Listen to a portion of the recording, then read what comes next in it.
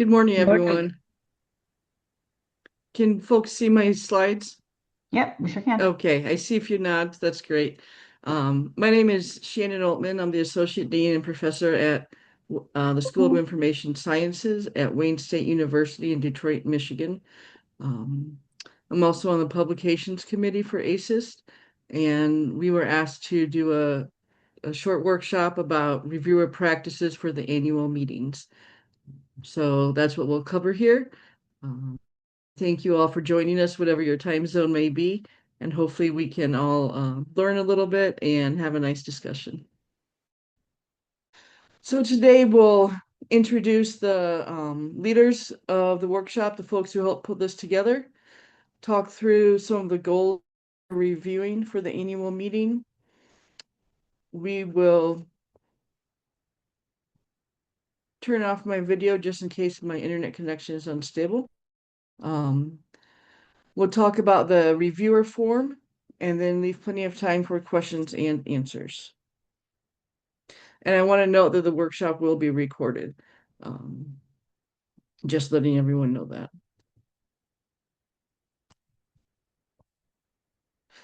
So with us will be conference chairs. We have Chris Zhao from Nanjing University.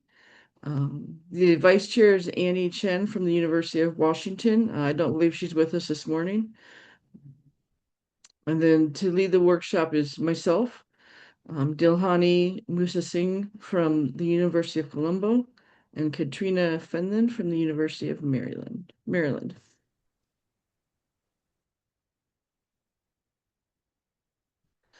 So I just wanted to go over the review process briefly for the annual meeting.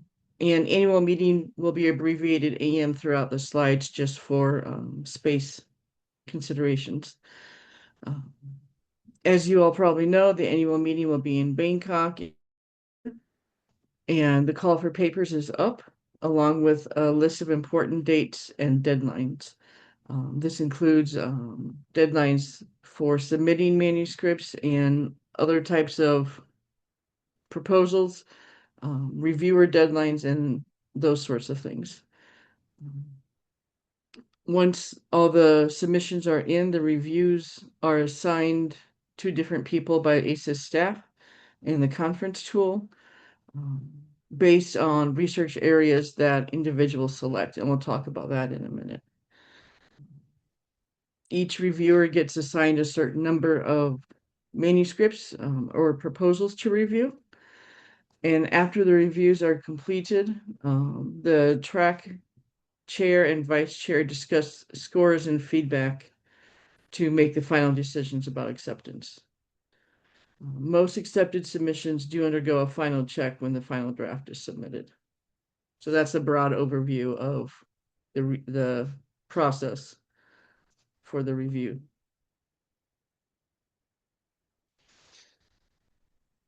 I thought it was worth just touching on some of the goals of peer review, the reason that we have this process.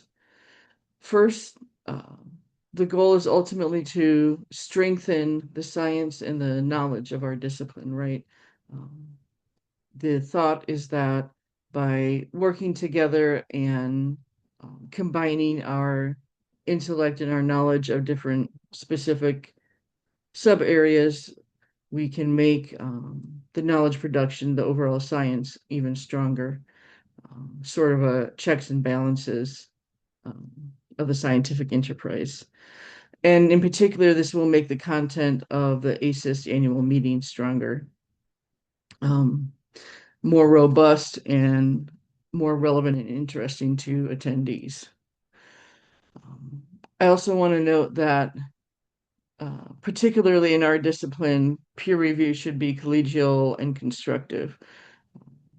Remember that we're providing feedback to colleagues, friends, um, perhaps future, current or future people at our university, current or future students or uh, administrators. Um, and so we always want to be collegial and constructive and giving feedback in a positive tone rather than a punitive tone.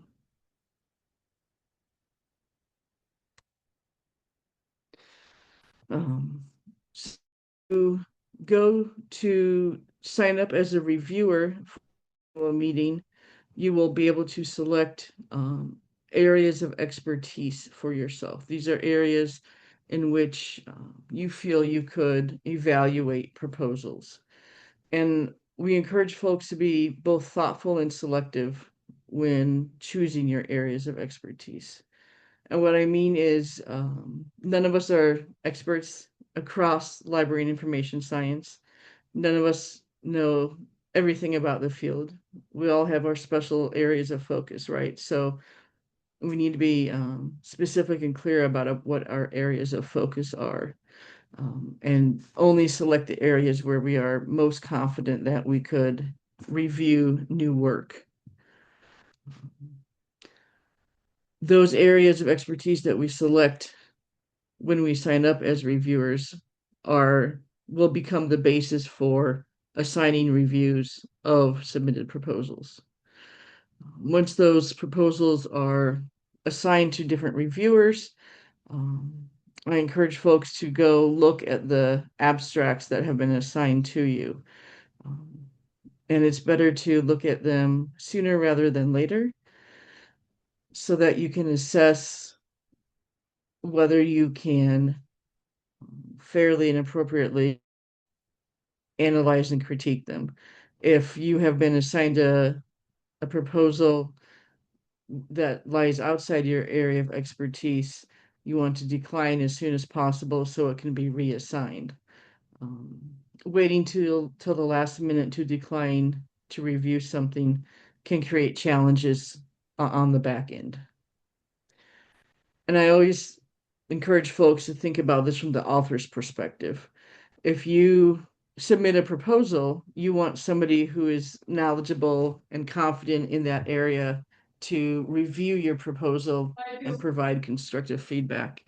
And so that's the same sort of thing you should be doing as well.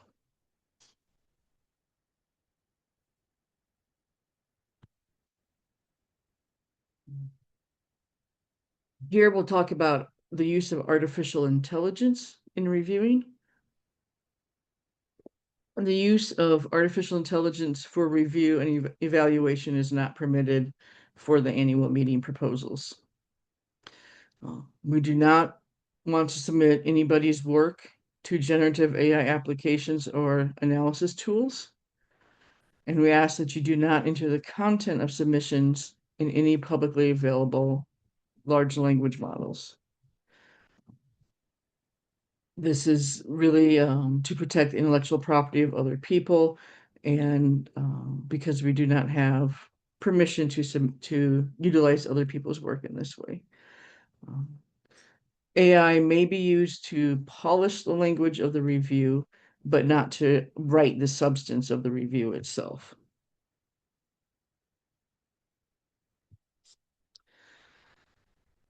All right, let's talk about the reviewer form a little bit. There will be several sections of the reviewer form, including two places where you can leave detailed comments for the program committee and comments for the author. And these do not need to be duplicated. They should not be duplicated. Comments for the program committee are confidential and will not be shared with the author. But so you can leave sort of very specific comments there. And that is where you could flag suspicions of AI generated content, for example. The comments for the author should be as detailed as possible. These are the comments that will be given directly to the author for review and revision. So it's really helpful from an author's perspective to leave thoughtful comments about the strengths of the paper, the merits of the research, areas where it could be improved, questions that you have as a reader, and so on. And again, we want to be constructive, kind, and thoughtful in our comments.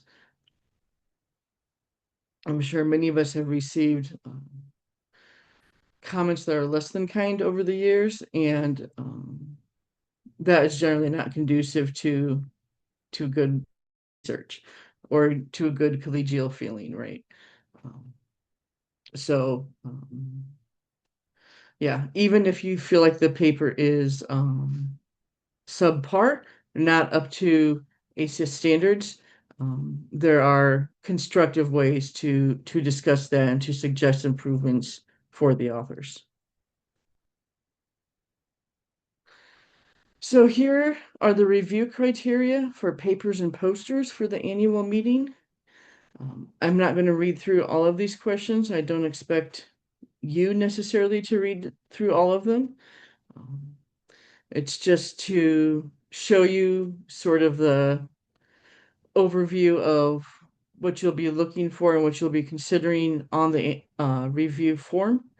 So 15% of the evaluation focuses on originality and creativity.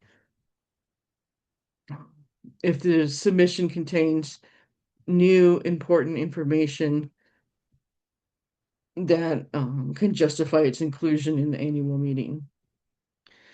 15% of the review criteria focuses on the theoretical framework and or the methodology.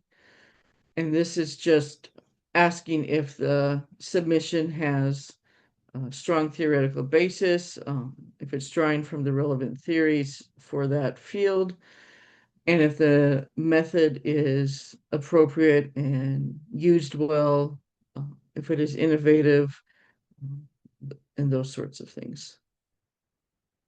15% of the evaluation focuses on the implications of the research. So this is good to know if you are submitting a proposal, right? These are criteria to consider to make sure that you address within your own submission, and then things to look for when you are reviewing papers as well. So for the implications, we want to ask things like, does it contribute to our understanding of the topic? Does it discuss how the results can impact public policy, quality of life, those sorts of things?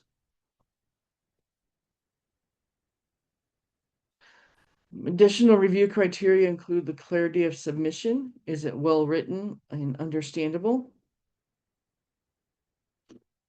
15% of the review weight goes to potential for engaging conference participants. And this includes the interest generated by the contribution. Will folks want to attend a presentation on this topic or read about it in the conference proceedings? And finally, 25% of the weight comes from one's overall recommendation. Should the submission be considered for inclusion? How important is this work? So that is where the biggest percentage comes into play, is your overall recommendation.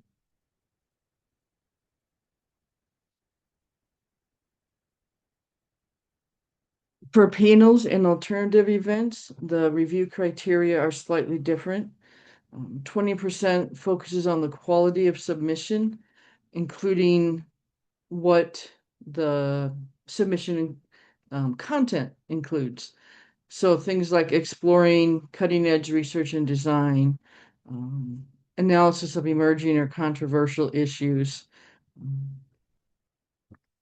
And I think an important one that sometimes gets overlooked is the last bullet point here. Some panels or alternative events will bring together multiple topics, but these topics have to represent a coherent set of related ideas, some reason that they have been pulled together. 15% of the evaluation focuses on the clarity of proposal. Again, is it well written and clearly described?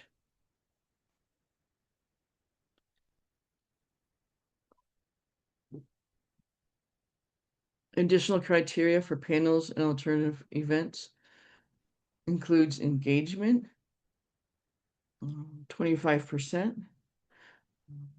Will the proposed topic or activities engage attendees in lively discussions or interactions? Will there be excitement and buzz about the proposal? Um, meaning will people be excited about attending the event. 20% of the criteria focuses on the presenters, if the presenters are identified and appropriate experts. Are they the right people for the job? Do they have the relevant background and viewpoints for the particular topic at hand?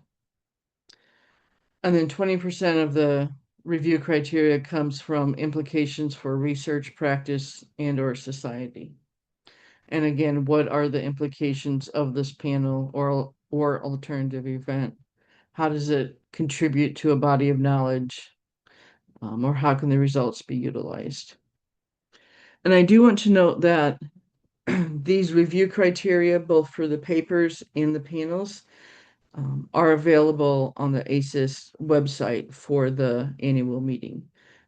So as a potential submitter, you can look at this review criteria and use it to self-evaluate your submission before you put it into the queue. And then as a potential reviewer, you can look at this review criteria in advance and sort of have it in mind as you start reading through the things you've been assigned to review. So here's a sample abstract. I thought we might take a look at this and think about what the areas of expertise might be. So I'll give everyone a few minutes to read through this, and then we'll think about what the topics of expertise might be.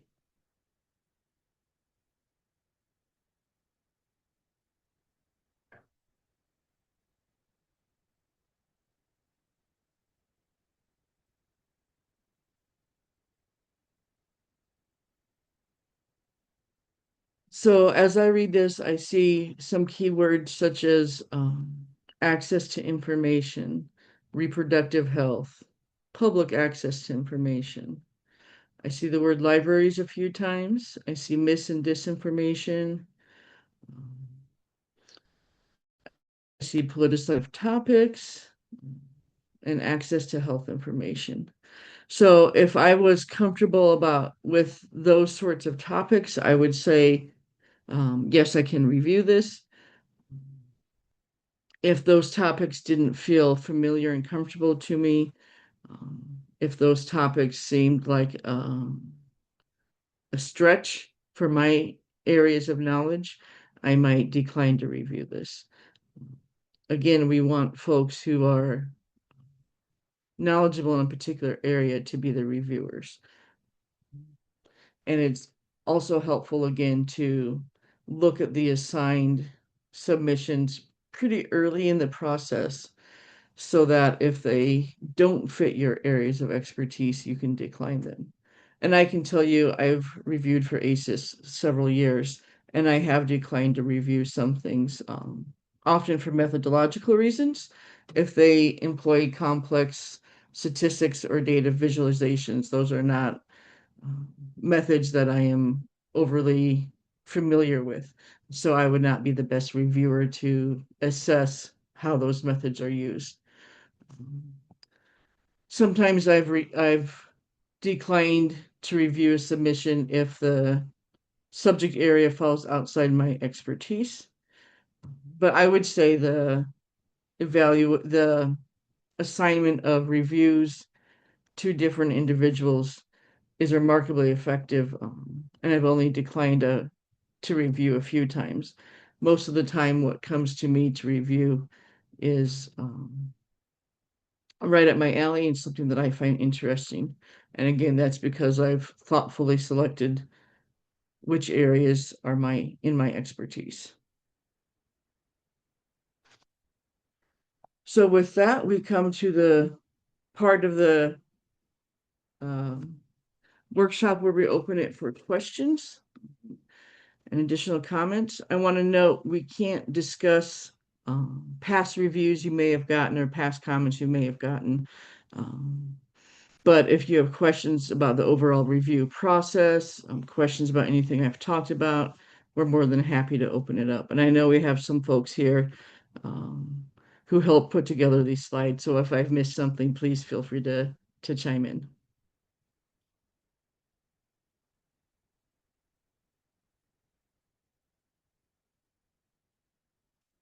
Yes, I see a raised hand. Go ahead.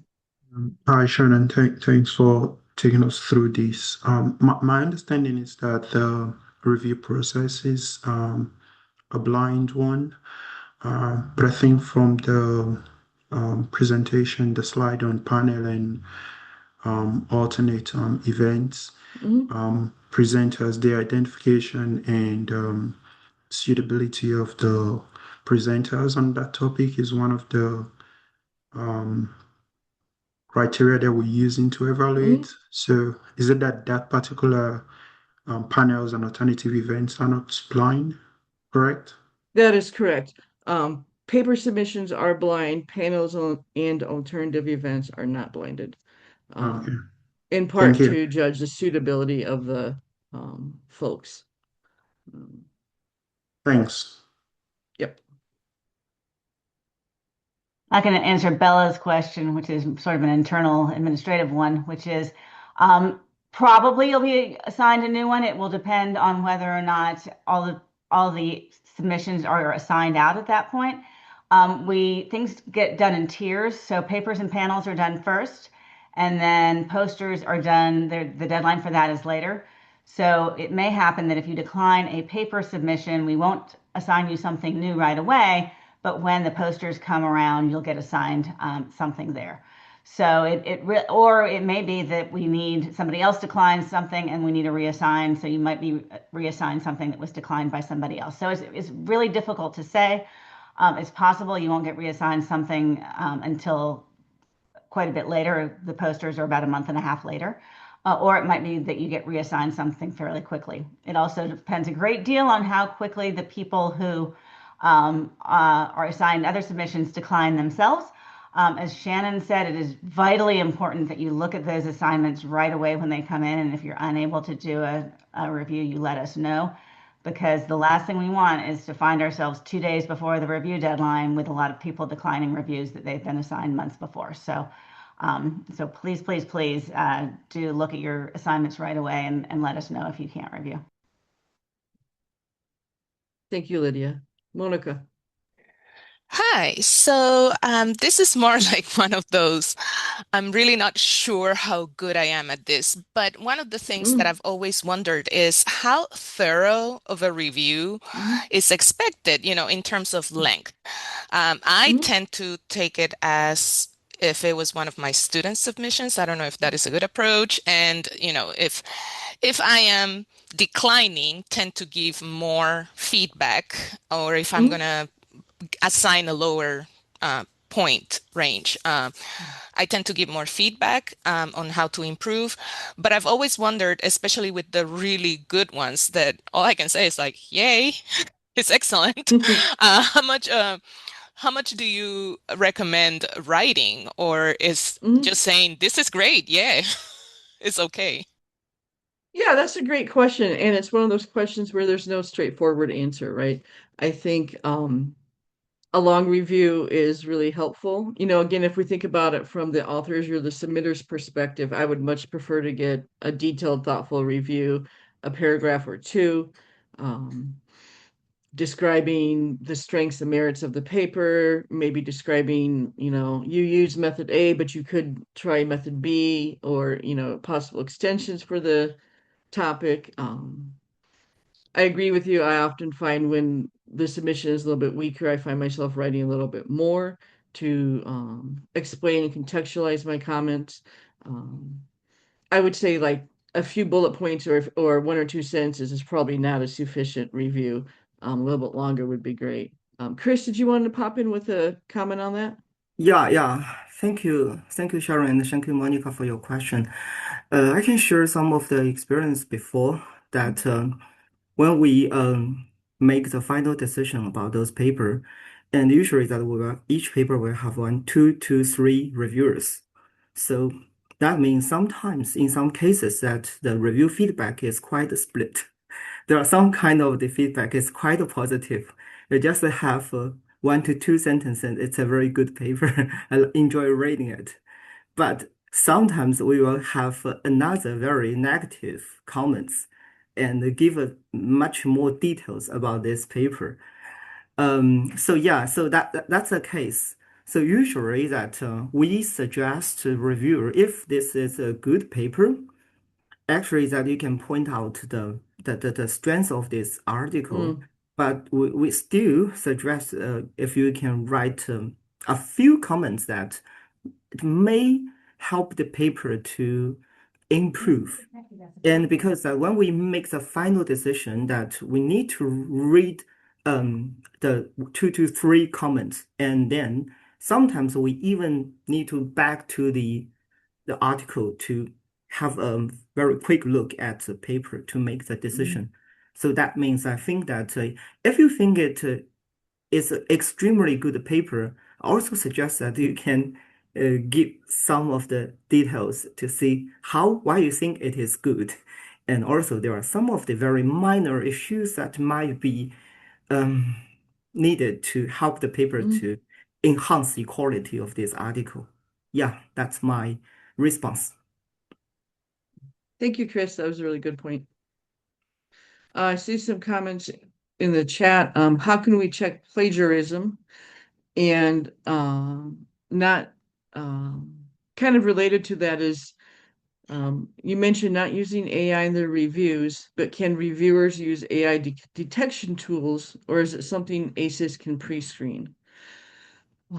In my experience, I'll let Chris and Lydia chime in as well after this, but in my experience, tools to check for plagiarism and tools to check for AI use are not the most reliable and consistent.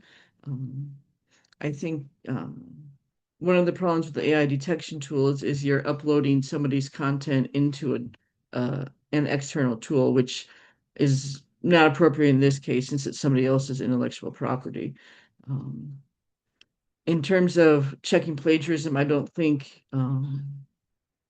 ASIS does a formal check on that, but Lydia and Chris, please chime in with your thoughts.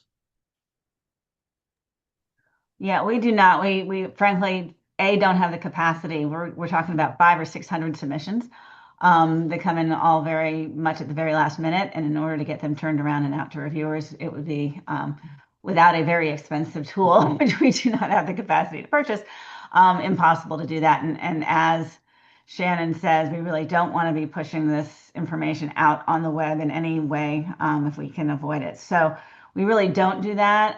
We do certainly encourage you if you spot something that looks odd and want to just run a quick Google search on it. I mean, in my experience, if you feel like you've seen something, if something reads like it was not written by the original author, and you run just a quick Google search on some of the text, you'll be able to identify pretty quickly if that's plagiarism. So, I mean, you all are very experienced, I think, in reading other people's work and identifying that sort of thing. So I would use your best judgment. We are not very heavy-handed about that, and I'm sure things do fall, through the cracks from time to time. But our experience has been that for the most part, the work that we are getting is fairly reliable.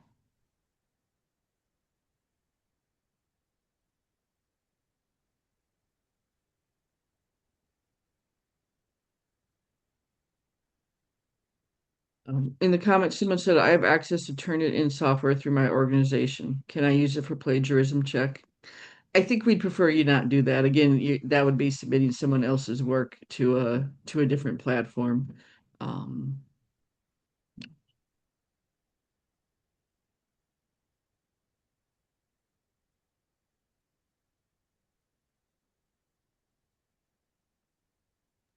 Yeah, I agree with Sharon. I also noticed a question about if we turn to the article to the third platform. I think that it's better not to do this. It's something we And can yeah, consider for future meetings because if we were going to do that, I think we'd want to make it clear pre-submission that we mhm. were doing that. And since we now are sort of halfway down the road for this year, I would not be inclined to do that. I think, we could consider it for future years, but for this year, let's not do that. I remember last year that we have some cases that the reviewer mentioned that there are some of the paper with the fake citation or references Mm, because when the reviewer read the paper, and sometimes they are quite interested in some of the article the author cited, and they want to mm, double check this reference, but when they search the reference, but it was fake, so that they will raise such kind of the concerns. And mm-hmm. if the paper chair and the vice chair or the program chair, vice chair, when they make the final decision, if they see such kind of the feedback, the reference is fake. So usually that they will just deem the paper may have some of the possibility like the AI generated content. Yes.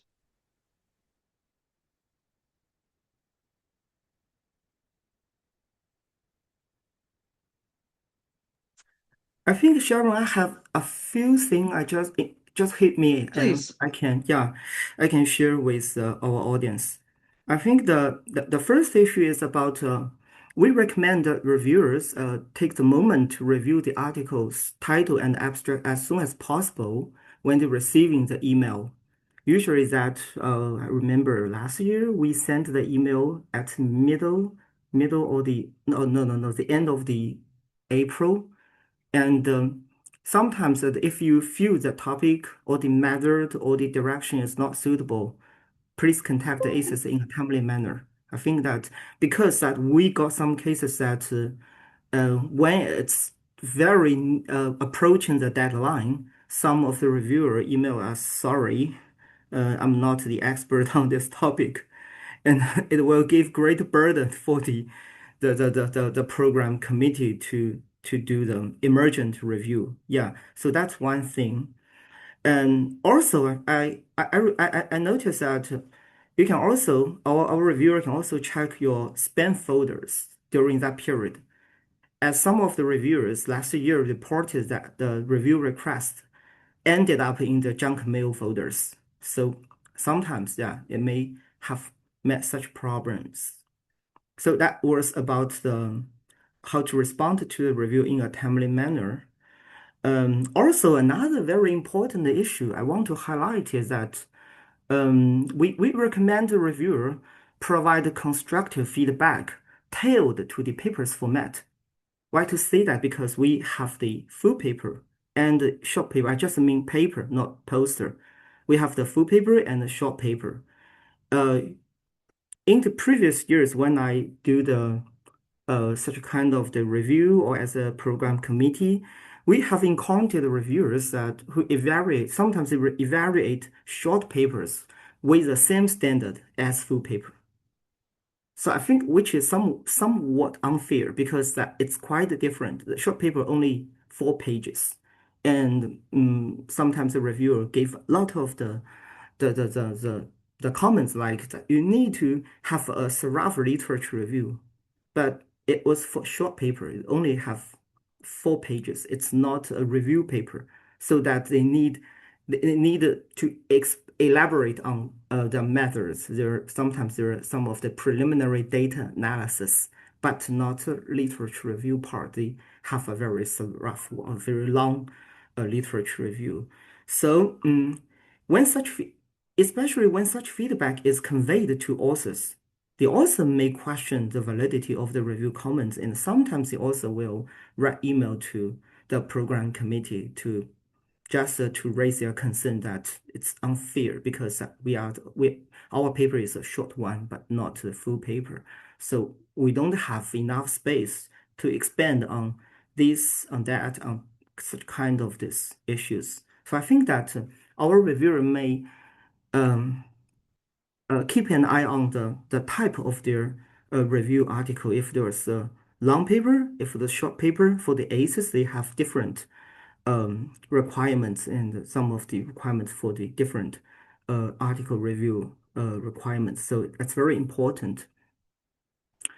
Uh, Also, I think one point I want to add is um, when when we make decisions, the paper chair or vice chair, they do not just base on solely on the average score.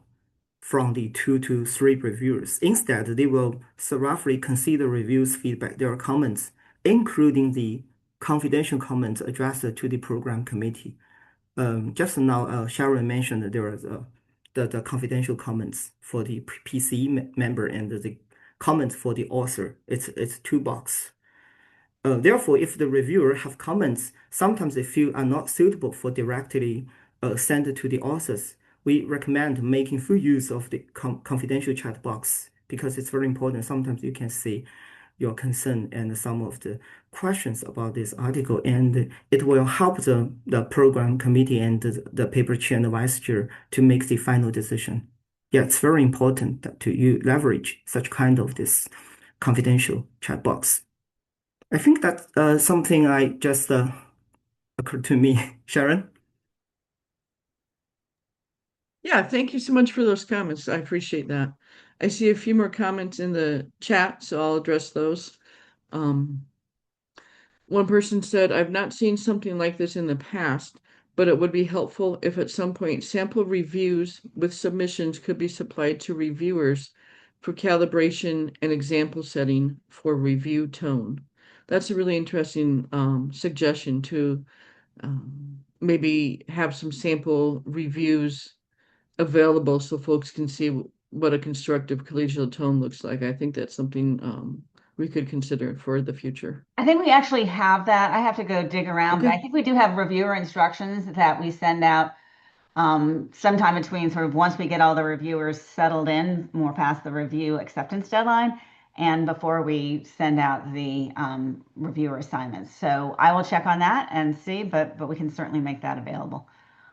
And just, I don't know if you noticed in the comments, but I did point out that notification about the papers, panels, and alternative events assignments are scheduled for the 14th of April.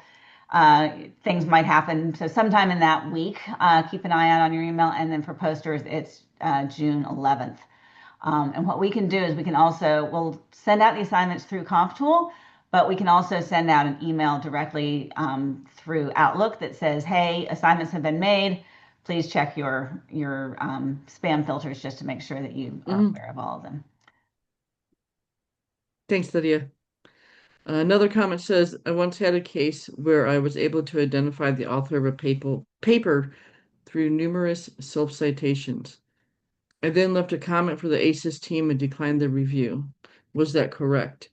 And Lydia commented, if you had any kind of conflict of interest with the author, then you should decline.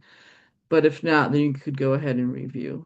I think that's different than a lot of journals. A lot of journal reviewers or journal editors would say, if you can identify the author in a double-blind submission, then you should not review that manuscript. Conference is a little bit different. As long as there's not a conflict of interest, it would be fine.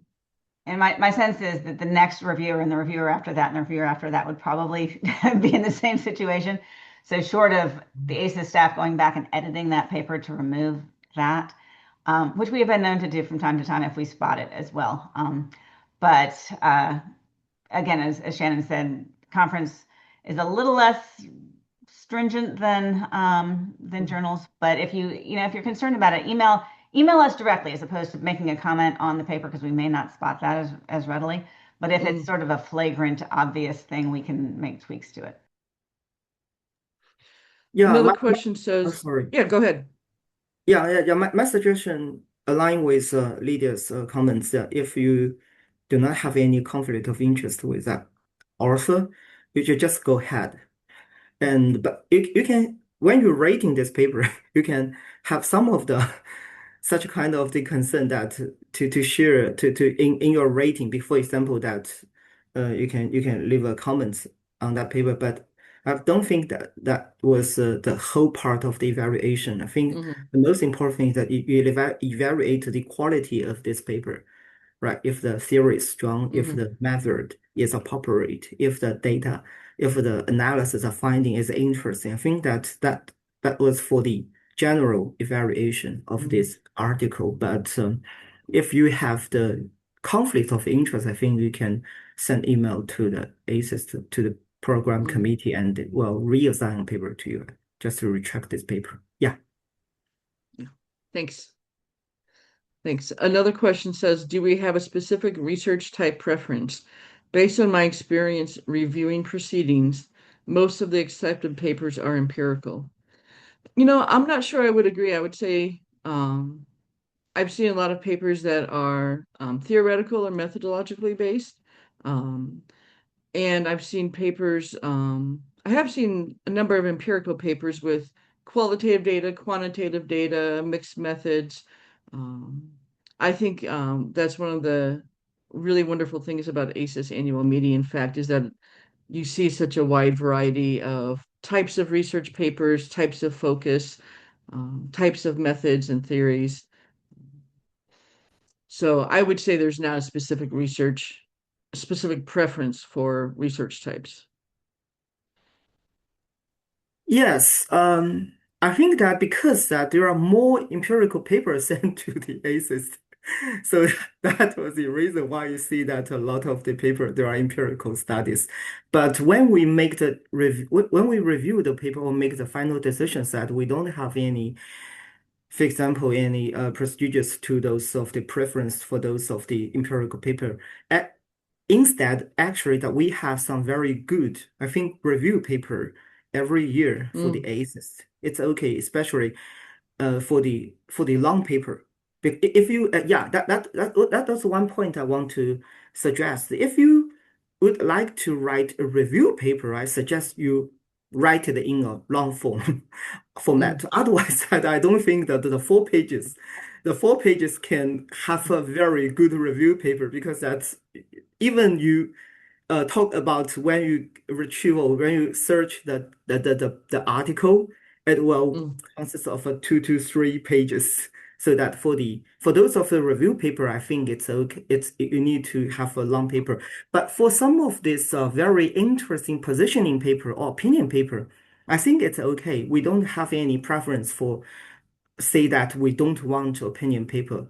Sometimes I think some of the very ice-breaking opinion paper, they're really fantastic. I think it will have a lot of the audience want to listen to or to attend such mm, kind of a discussion. So the reason is that we got many of the empirical work that may give you impression that there are many of these accepted paper are empirical. Yeah. mm.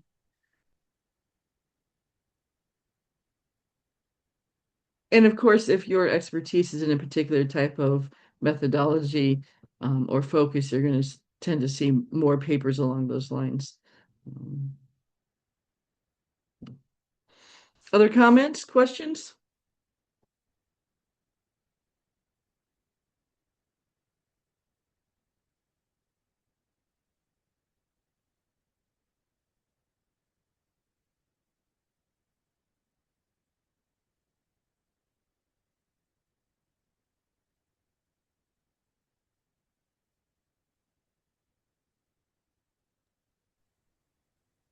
I'll fill the vacuum here for a second and Mm, reiterate something Shannon said about how important it is that you're really thoughtful about your areas of expertise when you set that up. And the reason for that is that the system, um, the comp tool system is going to assign papers, panels, posters to you based on what you say in there matches your area of expertise versus what the author has said are the topics of the paper. And so we often see people declining because they say, I have no idea about this topic. I've never done anything with it before. I have no idea why I was assigned this. And we check and we see that they've either not selected areas of expertise, in which case it's completely random, or they haven't been really careful about what they have said. So we recognize that those topics that are areas of expertise are somewhat broad.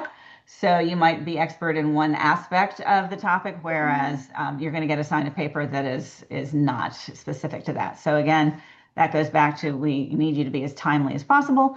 But that is what those areas of expertise are used for. So the comp tool is only going to do the best it can with the information it has. And we do not go back and review those assignments after they've been made. So it is important to make sure that those are accurate. Another comment in the chat says, from experience, removing self-citations can sometimes be difficult, especially if the paper builds on a previous paper where the authors curated data set. In our case, we removed as many as we could, but this led to missing information in the paper that could help reviewers have a full picture of the work. Therefore, we need a right to the editor to explain our situation, so the self-citation requirement could be waived. Yeah, I agree. It's a balancing act, right? Removing self-citations is good because it can help blind the paper, but that can sometimes, like you said, leave holes in the manuscript. So there's a balancing act there, and I think reaching out to the leadership in that case for guidance is a good idea.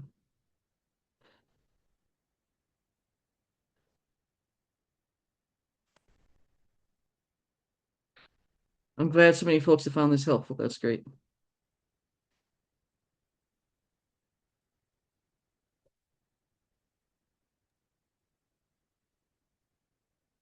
Yeah, I'm thinking we may, when this video will be merged with the video from the meeting tonight, or the Q&A will be merged, so that we sort of cover everything.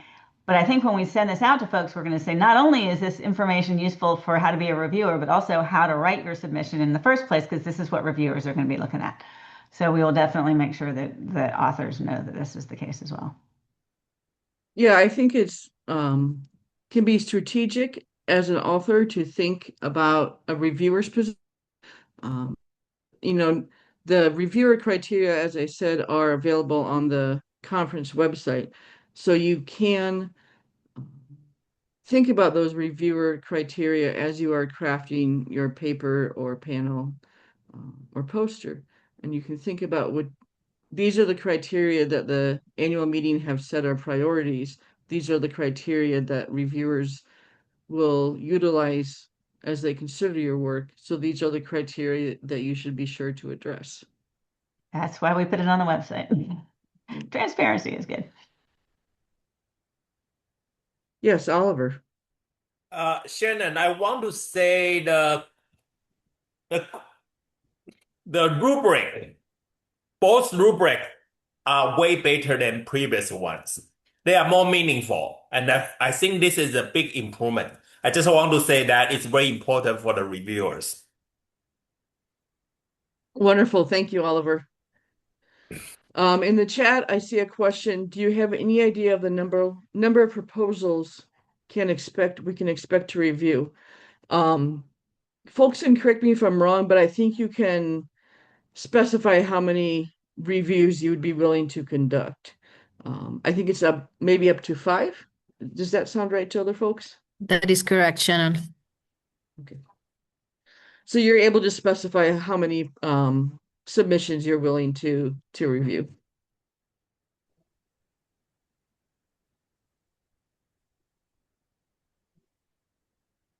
Hi, Dr. Shannon. Thank you so much for this informative presentation. It's very comprehensive and we almost understand everything. I just want to ask one thing. Is there any eligibility criteria if someone wants to submit the abstract as an author for the assist meeting? And parallel, he or she wants to be the reviewer for the meeting? I'm sorry, could you repeat the question? Yeah, I just want to ask that if some reviewer, they want to submit their paper as well, is there any eligibility issue? No. In fact, many reviewers also have submissions, and they are kept separate from one another, so you would not be reviewing your own work. But many reviewers submit proposals and vice versa. Yeah, thank you so much. Question in the chat, when you said to flag AI content, does that include references? I would say so. If you see references that you suspect AI generated, you can definitely make note of that in the comments to the program committee.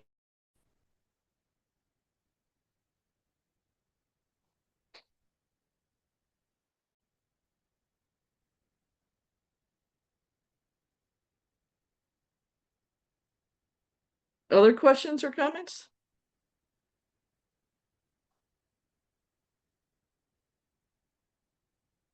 one question that came up in an earlier session was whether it was appropriate to use plagiarism checking software or AI detection software.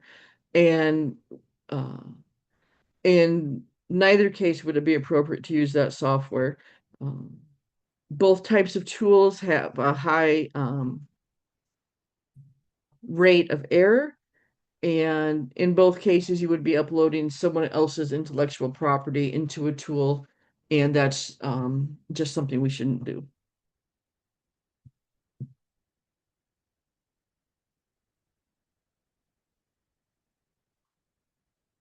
I see some other organizers here. Do you have any additional comments that you want to add in?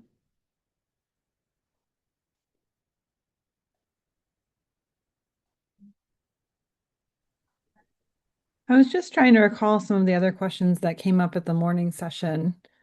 I think things around the extent of the reviews. I think Lydia shared a sample review with all the registrants. So check your emails for that. And that'll give you a sense of both the extent of the review that's expected and also the tone, the collegial tone. Yeah, thank you very much. I see I got the email, but there was no attachment. I believe Lydia sent out a subsequent email. And there's another question. Do we have an AI policy related to annual meeting submissions? Yes, in the templates for submissions, there are guidelines about how you can use AI and how to acknowledge your use of AI. Yes, and Oliver, yes, templates are offered to authors. Heather, I see you have your hand raised. Yes, I wanted to make the point that papers and posters are slightly different. And I know you're using the same review questions or categories for each, but especially a poster may be just very preliminary work that where a paper you really need to be able to support your theoretical background. So I hope that's being taken into account. Yes, definitely. I think that's a very good point. There are long papers, short papers, and posters, and just by the nature of the length, short papers tend to be more preliminary and also not include as much detail, for example, because of length limitations. So that should be factored into the evaluation.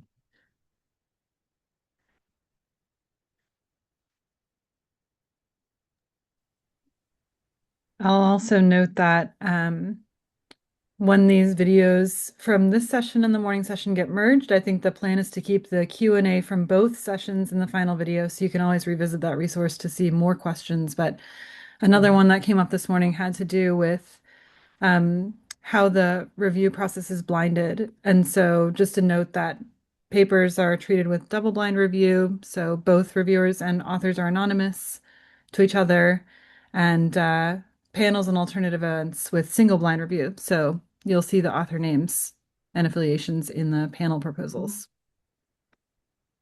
And that's in parts you can assess the appropriateness of those presenters.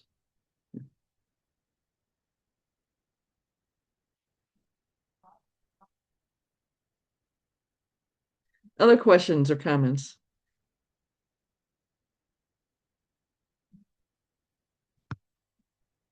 Yeah, Annie. Yeah, I just want to briefly thank the two of you for all of the hard work that you've put in to put together this review session. I know we've gone through the information here, and it's great. It's got a lot of detail. Appreciated going through all the review criteria, and I also wanted to thank those of you who are going to be coming up and helping us with all of the reviews, because it is such important work. I think Shannon, your comment about us all being in this together really resonated with me. that this elevates the quality of the work. I know that when I receive reviews, I think very carefully about, okay, well, what is this?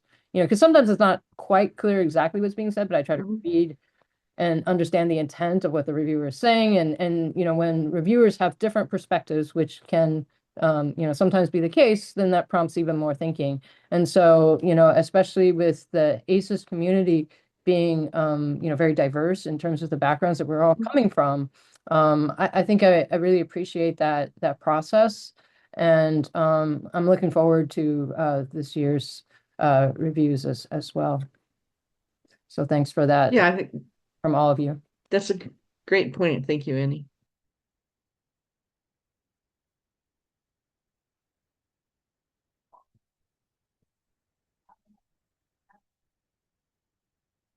All right, I think we have reached the end of the, one more thing in chat, a few more things in chat. Let's see. All right, just thank yous. I'll take those. Thank you all for attending and for your participation.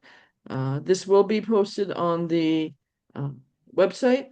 And as I said, a great deal of the information I went through is also available on the website.